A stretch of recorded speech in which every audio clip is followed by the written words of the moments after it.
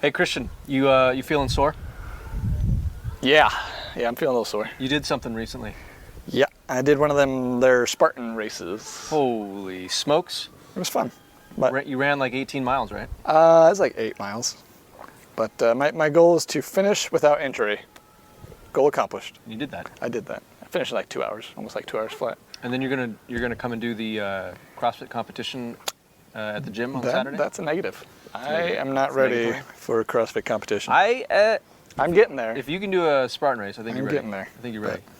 I will say that I would not have been nearly as successful in a Spartan race had I not been going to the CrossFit gym last 3 months regularly. Thank you, CrossFit. Thank you, CrossFit. Thank you, Corey. Thank you, Corey and Emily. Thank you, Renaissance. Yep.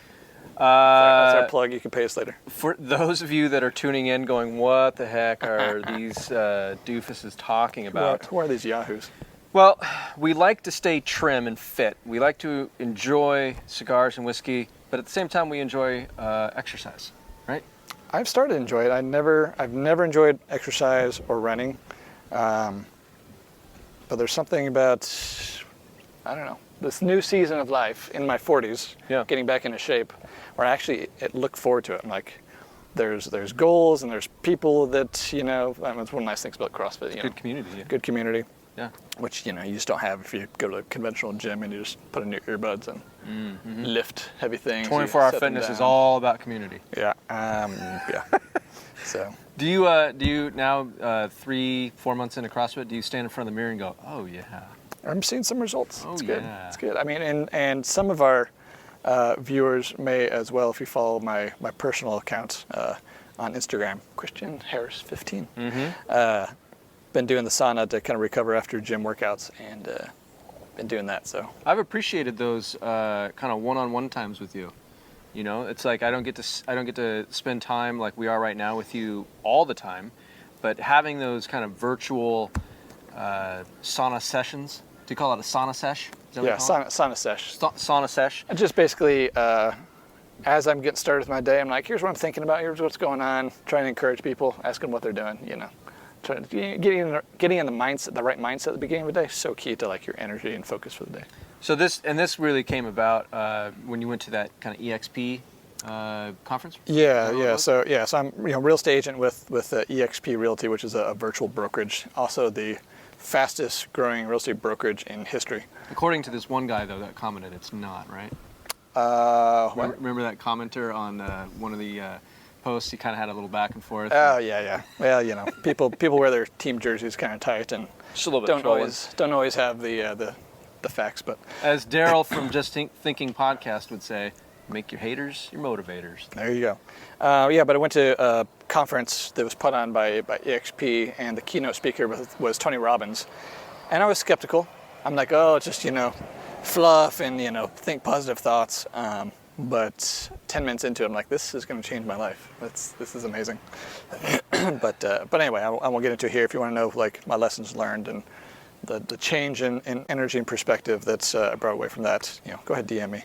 And follow him. Give him a follow on his personal Instagram account, where you get some pretty cool inspirational stuff. And geez, if you're in the market for selling a house, he'll fly out to New York and sell your place for you. I will.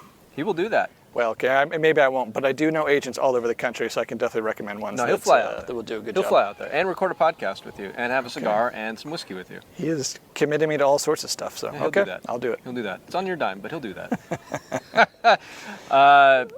We are going to jump into this episode today. I think it's going to be a tiny bit lighter than some of the episodes that we've recorded, but still meaty. But with the best whiskey we've ever had on the show. I don't want to give it away. We'll talk about it after the intro here. After that, right? Yeah. I think we should get into this whiskey and briefly this cigar. What do you say? Okay, let's do it. Ready? We are the Old Fashioned Dad podcast, seeking to love dads and men through the person and work of Jesus Christ, while entering into tough conversations on marriage, mental health, sex, and parenting, all while sipping good whiskey. And we're back. Boom. We're still here. So, for those of you who don't know, I have a fairly extensive whiskey collection, and I like to save the good whiskeys, and by good whiskeys, I'm not talking about like a 40, 50, Maker's Mark. $75 bottle of whiskey. And those are good bottles. Those are good bottles. They're good everyday drinks. Yeah. But we're talking several $100s. And so today... What's the sticker price on that? It was... Well, I think the MSRP on it is about $500 if you go and buy it right from the distillery. But if you go and buy it in the secondary market, Total Wine, or other local whiskey shops around here, it'll be about $700. So, what are we talking about? Let me show you. We are talking about Yama, Bainbridge whiskey. Bainbridge is, let me see if I can get a little closer. There we go. Also, just so let you know, we have our kids wrestling in there, so they may come out and you get to hear the lovely noises that kids make. So, wildlife. At any rate, Bainbridge Island is an island here up in Washington State, and one of the many San Juan Islands. yes, There's actually like over 100. one of the many San Juan Islands. That's the main one that I really know of. It's definitely one of the big ones. But this is a single grain. Hey, Lulu, close that door for us. What do you think? Thank you. There you go. Kid wildlife sounds.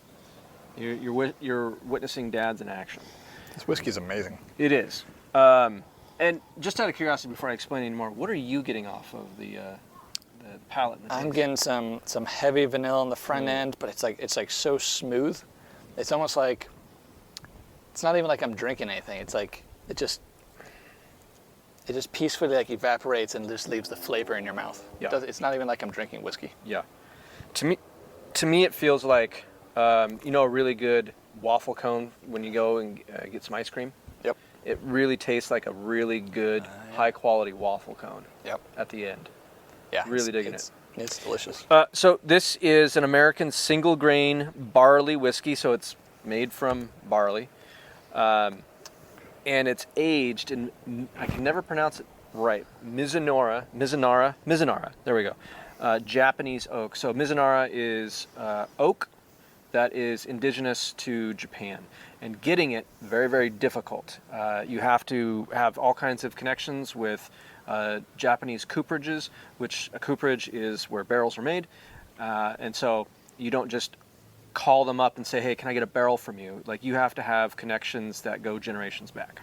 And so the head distiller and owner of Bainbridge Distillery was able to make a connection and get a limited amount of these barrels and age his beautiful distillate in these for, I can't remember how long, but fortunately he had 2 kidneys, and so he only had to give up 1 to get the barrel. So it is good. And it is actually, it went down to the San Francisco World Spirits Competition and won double medal gold. So it's not enough to win gold.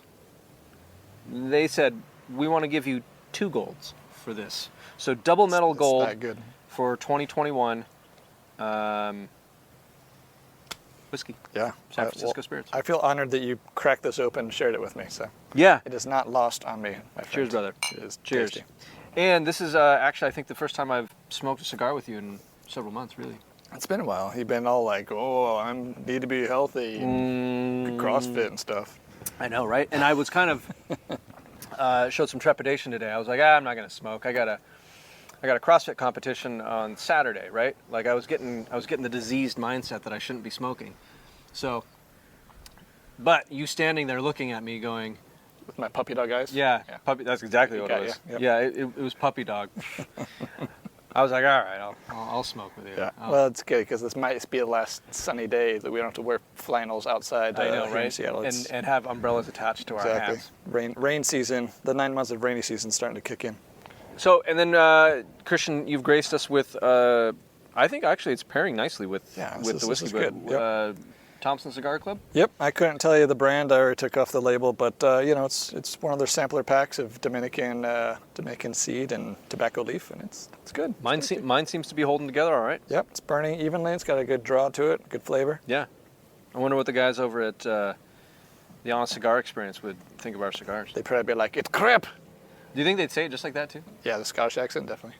Oh, was that Scottish? I don't know. Fat bastard. It kind of sounded like a mix of Spanish and Scottish. Well, I can't speak Spanish, so All right. that'd be racist to use that accent. Probably would be. That's what I hear. I don't know. So, let's get to our topic. It's not racist. Do we have a topic? We're just I going don't to know. banter all day. Yeah, maybe Okay, we can banter. Let's get to it. So our topic that we're thinking about discussing, and we've kind of thrown around for a little while, is this idea that it's not good for a dad to do everything. Well, I'd say more accurately, you can't do everything. And if you try, you're going to be in a constant state of burnout, disappointment, Man, you spoiled it. feeling like a failure, you know, all that stuff. Yeah, And I'm not speaking from experience or anything. I mean, I know in terms of dads, you are the exception. You can handle it all. But for the rest of us dads, coach us through, because we can't handle it all. We can't handle it all. Like, dads, and I don't know how many dads are listening at this point. It's moms. I know we got some stuff. Human beings with offspring, maybe. With ears. We wanted to put this topic out there because we think it has relevance on a daily level, and has impact on how you parent and how you engage in marriage. Yep. And so if you're a parent out there right now, or even a human being, it'd be really weird if you weren't a human being listening to this, but if you're a human being and you actually feel like you can handle everything that's being thrown at you and still function relatively well, please DM us and let us know how that's working. So you're not taking on enough. Get out of your parents' basement and off the video games. That's a good assessment of probably those people. It's very judgmental of me, but here on the Old Fashioned Dad podcast, we are equal opportunity offenders. So. we are. We will offend all of the opportunities we get. Right. So I know for myself, it's very easy to look at my day and go, well, I've got. Lately, we've gotten into the realm of homeschooling, so now that's on my plate. I've got homeschooling I got to do. Well, I've got counseling work I've got to do. I've got photography work that I got to do, and that's and even podcast recording, and that's mixed in there with just normal like kid crap that gets thrown at you. Not literal kid crap, because I would. No, your kids are too old for that. That'd be really weird. Yeah, it'd be really weird if they just start hucking at me like monkey throwing poo. But I have a tendency to tell myself, you're going to cram probably 8 hours worth of work for a day into 2 hours. You're going to be more than average. Like, what takes somebody 8 hours to do, you're going to do it in an hour. Well, you are above average in my book, so. Thank you. That makes me feel awesome. But I have found that this perspective, and just as a side note, my kid's cleaning the window right now. It's very nice. Probably one of the most helpful things I've seen her do in a long time. Is she going to ask for something afterwards? Probably. Okay. Dad, I cleaned the windows. Can I have $5? Exactly. No, you can't. Thanks for cleaning the windows.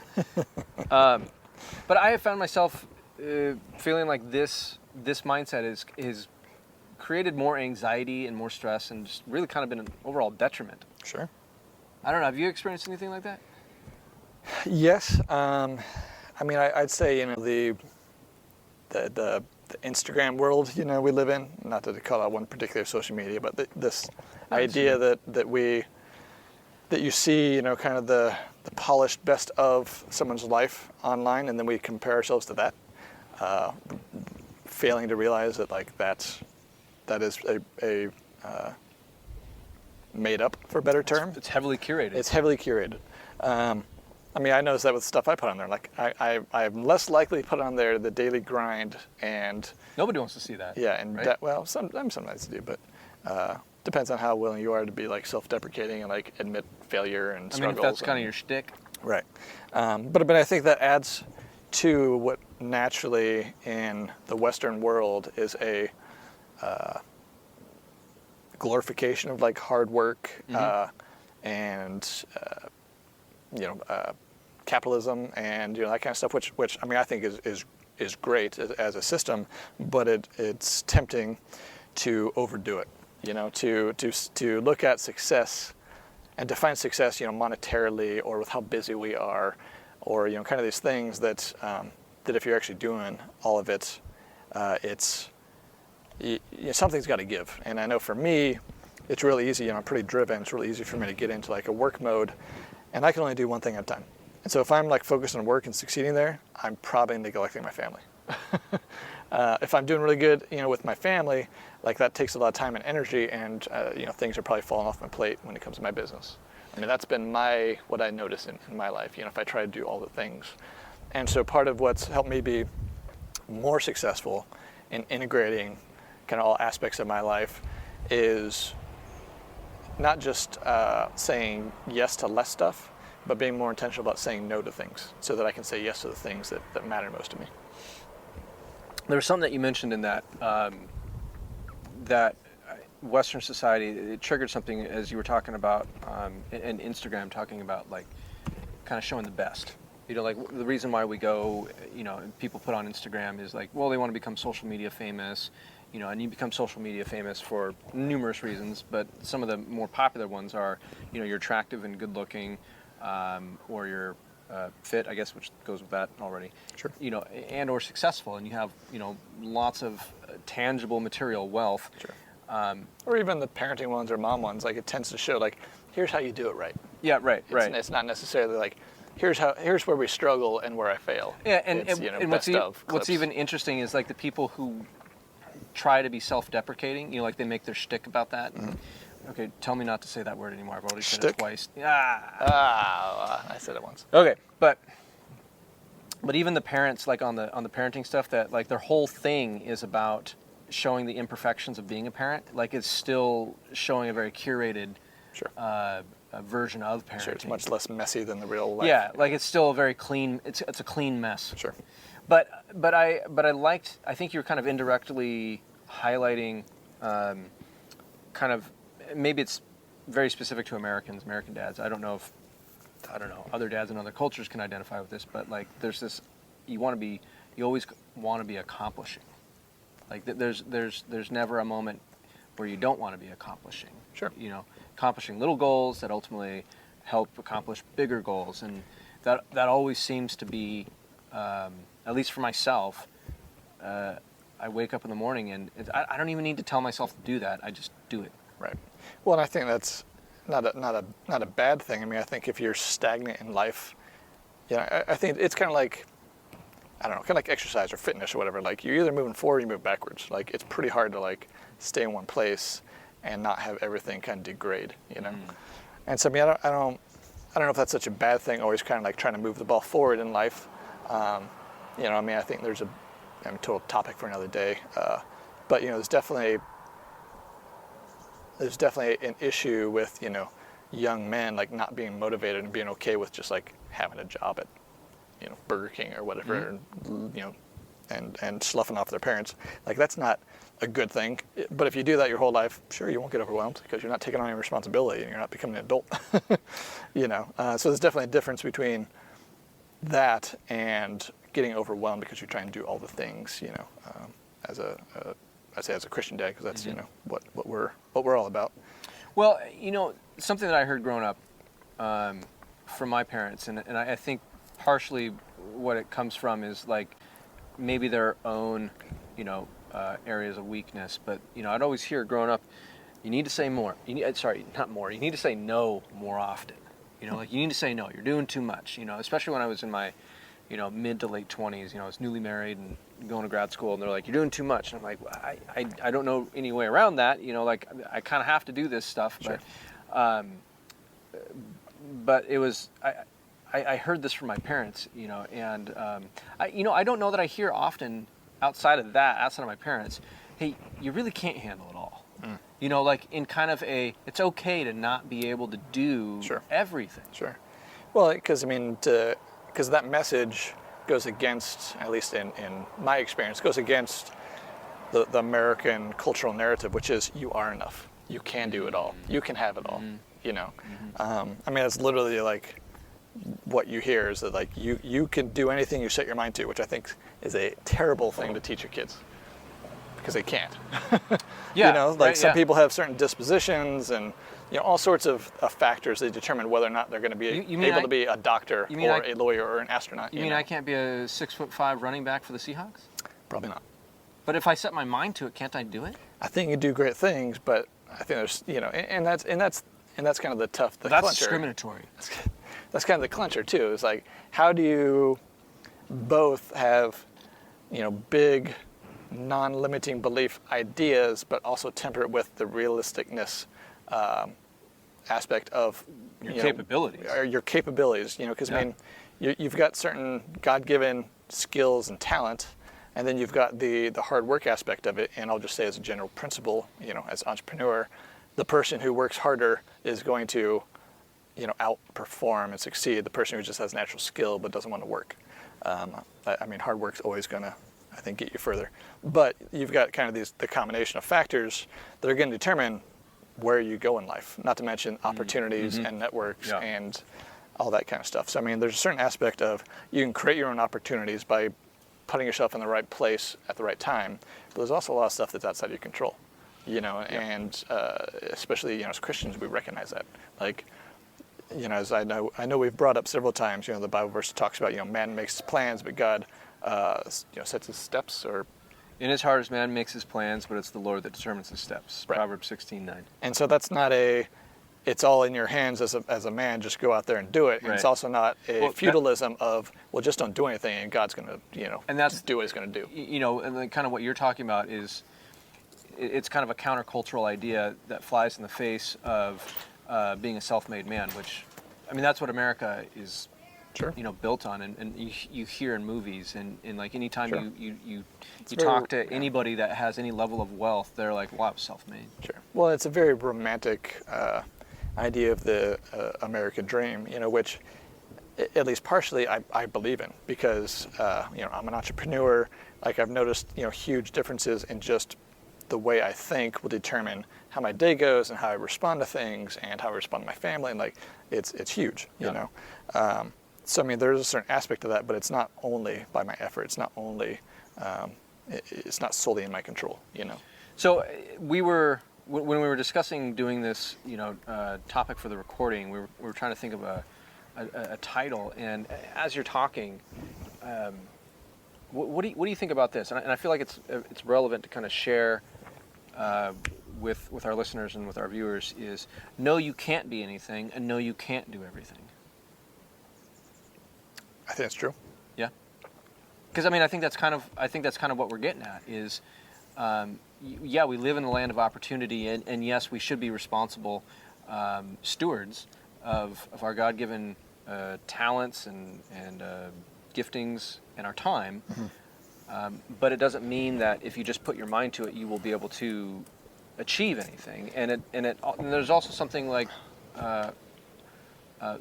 when you're a good steward of your time, gifting, and talents, that also means you know how to rest and you know how to boundaries and limitations. Right. You know what your limitations are and how to say no. Right. Well, and I think that rest kind of counterintuitively will enable you to perform better and do more and be a better dad and be a better worker or a better entrepreneur. And that's something we're not great at in America, is rest. Whether that's actual intentional rest of like a day of Sabbath, hanging out with the family, going to church, or it's totally lost my train of thought. Whether it's intentional rest like that, or help me out, Christian. I don't know what I'm trying to say here. Well, being an American, you're constantly inundated with, and I think this is kind of what you're trying to touch on a little bit, is this, what's the phrase, keeping up with the Joneses? Sure. Like we're constantly, next man up, keeping up with the Joneses. Sure. You hear that, I never really got that phrase, and it's attributed a lot to sports, especially in football, next man up. Like a lot of the current players, say for the Seahawks, we like the Seahawks because we're Seattle. I don't like the Patriots, but I have no affinity to any sports group. At any rate, go sports ball. Woo! Woo! Football, they use basketball in that, Christian.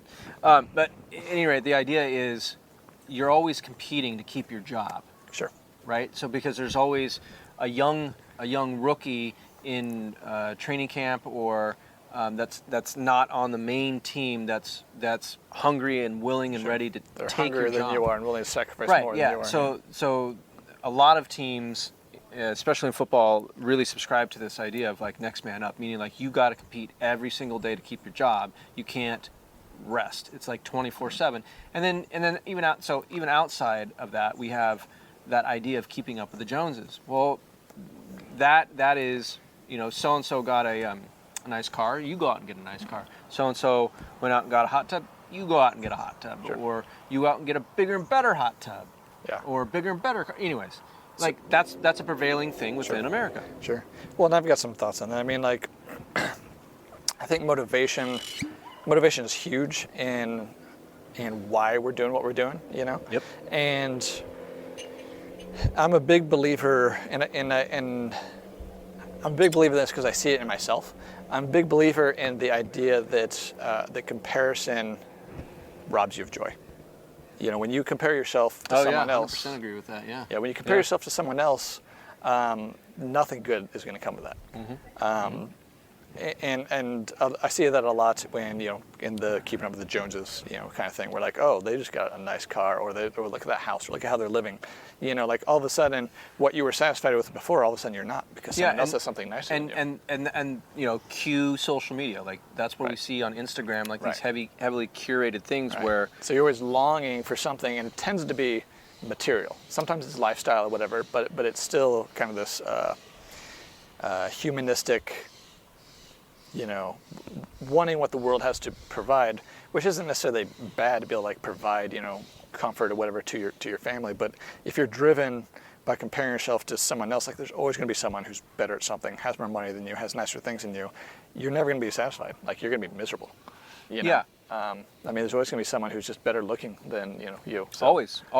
Yeah. And you'll be better looking than somebody else, but then there'll always be somebody above you that's better at whatever looks or whatnot. But I think what I hear you kind of touching on a little bit without saying it is contentedness versus discontentedness, and I think that's a factor in this conversation when it comes to, no, you can't be anything, no, you can't do everything, no, you can't handle it all. Yeah. Like I think that is a factor in here, and how do we navigate that and mitigate even just our feelings around, our adequacy or inadequacy as dads.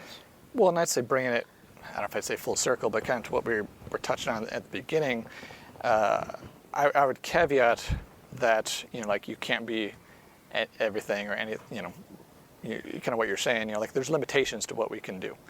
We're finite beings. Yep. God made us that way on purpose. Like we're not God. And so my challenge has been, and kind of the portion of my journey I'm on is realizing what that is, where I'm limited, hopefully relying on God before I hit the end of my limit, starting with relying on God instead of having that as the last resort. But also I find that a lot of people think way too small in life. Like they're capable of way more than they realize, but they don't see it, they don't recognize it. They believe lies about, I call them, limiting beliefs or whatever. They believe lies about, oh, well, I can't be this successful, or I can't be this good of a parent, or, they don't even try because they already, have some narrative in their mind about they can't do it. And Tony Robbins said something interesting at the conference. He was talking about, for all of human history, up until the first person did it in, I think, the 20s or 30s, no human being had ever run faster than a 4-minute mile, ever. And he's like, but once that first person did it, in human consciousness, now it can be done. And then within a year, 4 other people did it. And then within another year, 8 people. And now, like, high schoolers are doing it. And it's not just like genetic food, like giving people super strength. It's like there's a mindset of like, it wasn't possible. Well, now it is possible. So now people believe that they can be done. It's attainable, And so I think a lot of people think too small about what can actually be accomplished, but that also has to be tempered with a realistic, like, I can't do everything. At some point, my resources, whether that's time or money, are going to give out, and I've got to, either let go of things, or I've got to hire stuff out, or I've got to, whatever the situation is. So are you saying if I just go out and accomplish and believe that I can run 40 miles per hour, and if I do it, one, I'll feel great and it'll be amazing. But then like the rest of humanity will then be like, well, he did it. I guess I could do it too. Yes. Great. I'm going to go out and 40 achieve miles an that. hour. I'm going to go out and achieve that. Usain Bolt, I'm going to run faster than you.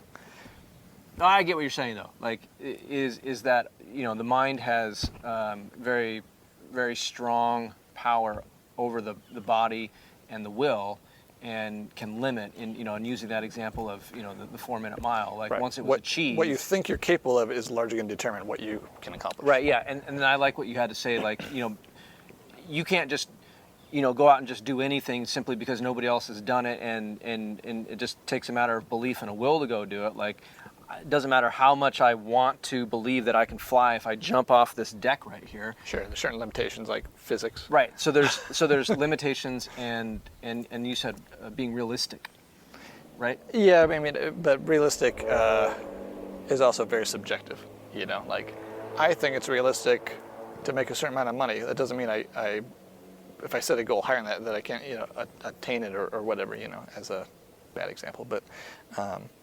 So I don't know. I mean, I'm trying to kind of caveat it, but I mean, in my experience, you know, a lot of my failures in not being able to, you know, do everything I want to do is one, I'm not looking to God to what He actually has for me. I'm trying to do things outside of what His plans are for me, and so I'm taking on too much, right?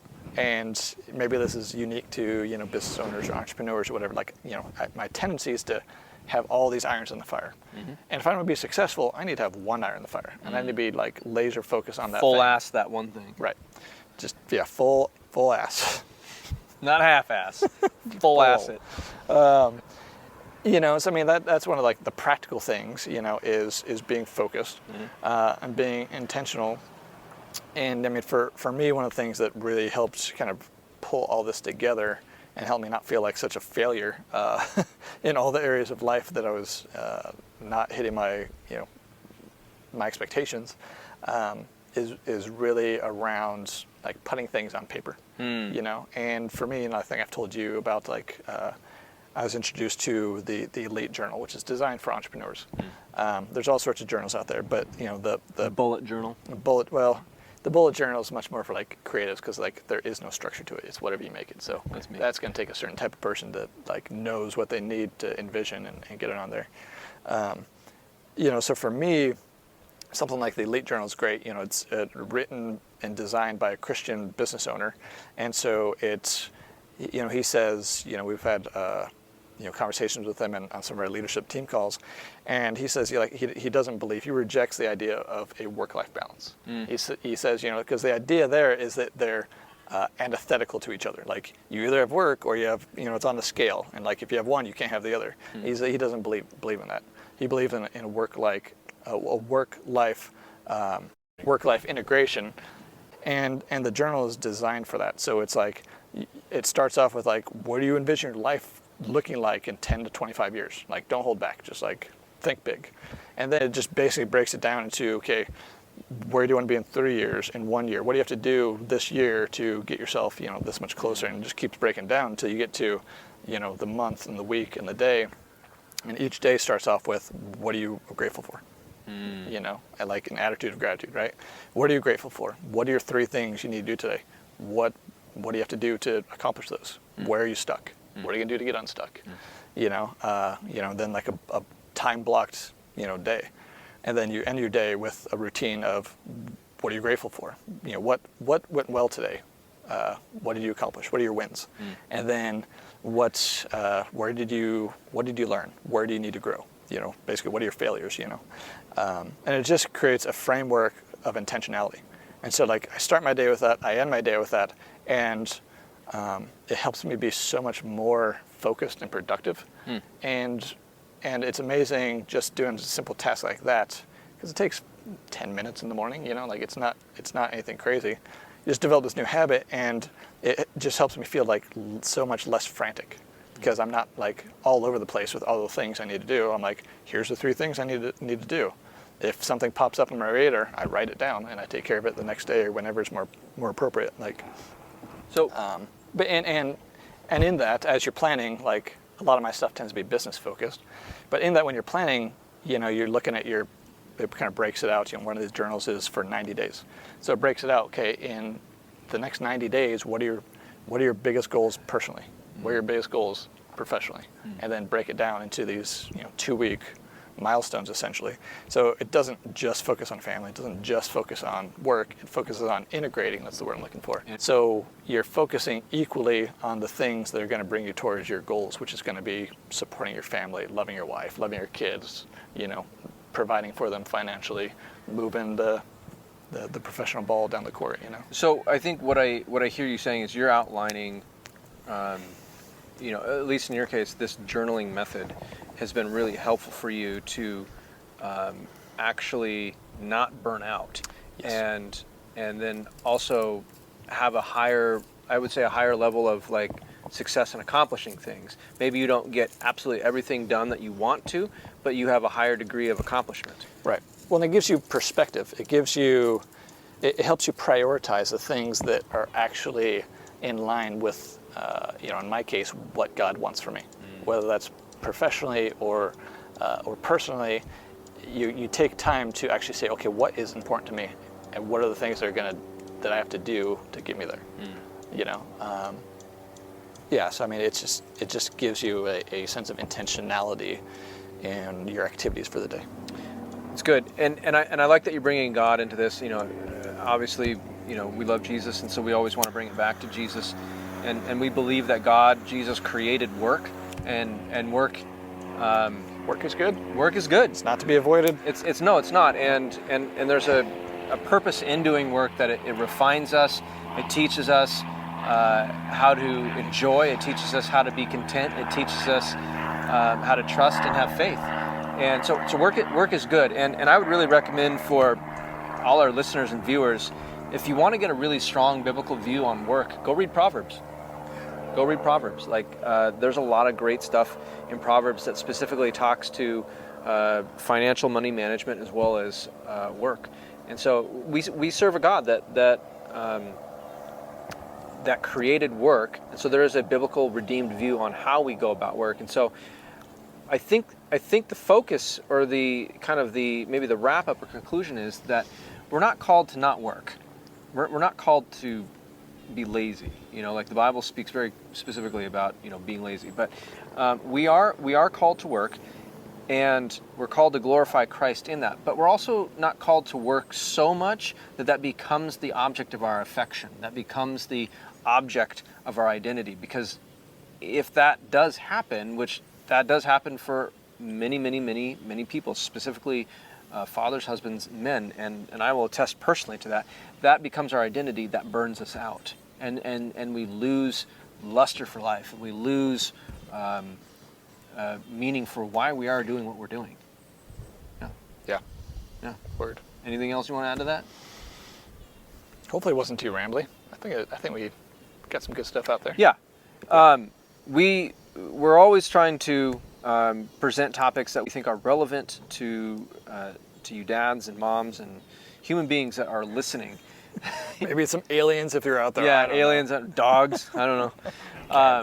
But the idea behind this topic today is we serve a good God and King that wants us to work, but also wants us to worship. And so there is a time and there's a skill to being able to determine how much you can do in a specific day. Just because you think you can do everything doesn't mean you should do everything. There is wisdom and discernment that comes along with knowing what you can handle. And no, you cannot be anything. And no, you cannot do everything. And we don't say that from a place of hate or anything like that. We say that from a place of love. Well, except for Jimmy. We hate you. Sorry, Jimmy. You suck. Nah, we don't actually know Jimmy. So if your name's Jimmy, I'm sorry. Or we're not. Or maybe we're not. Maybe you're a terrible person. I don't know. Sorry, Jimmy. We haven't met you yet, but feel free to DM us. But we say this out of love because we want more dads to be able to show up and enjoy being a dad. And we want more moms to show up and enjoy being a mom. And there is a reality that work is a significant chunk of being a mom and a dad. But there's also some joy in being able to know how much you have to do. and being able to actually, and in Christian's case, he's outlined, hey, I journal. It's a very practical thing. I journal so that I know what I can handle throughout a particular day. And I think in doing that, that's taking stock of your day and it's taking inventory. It allows you to be more successful and potentially even enjoy more of the things that you want to enjoy. Right. Well, I mean, in wrapping up, I'm glad you kind of brought it back to this joy element, because I do think that's a big portion of it. Like, God wants us to be joyful in what we do. Yep. Like, yes, there's going to be suffering. You can't avoid it, but how you respond to it and how you respond to, God's calling and how you live your life. Like, I don't think God's like, yeah, just grind it out. Just white knuckle it. No, not at all. Hate your life, hate your job, hate your, family. Hopefully that's not the case. Hopefully you can find joy in the mundane, in the challenging. Look for the opportunities to grow and serve, mentor, shepherd, your kids, people who are under you, employee-wise, the whole bit. I mean, it should be to get you to a place of freedom and joy, not just a grinding it out until you die. Amen. Good word. We're gonna end it there. We love you, dads. We love you, moms. Human beings and aliens. We love you all. Please do connect with us. We've actually had a number of people reach out recently, and we've enjoyed responding to the emails. Thank you, and the DMs, and we appreciate the new reviews and the new feedback. So keep them coming. Yeah, please keep it coming. It helps us get our content out there. We are not paid to do this by any stretch of the means. You're not? I mean, me neither. Wow, he is. I'm not. I don't know where my paycheck's going, but we love doing it.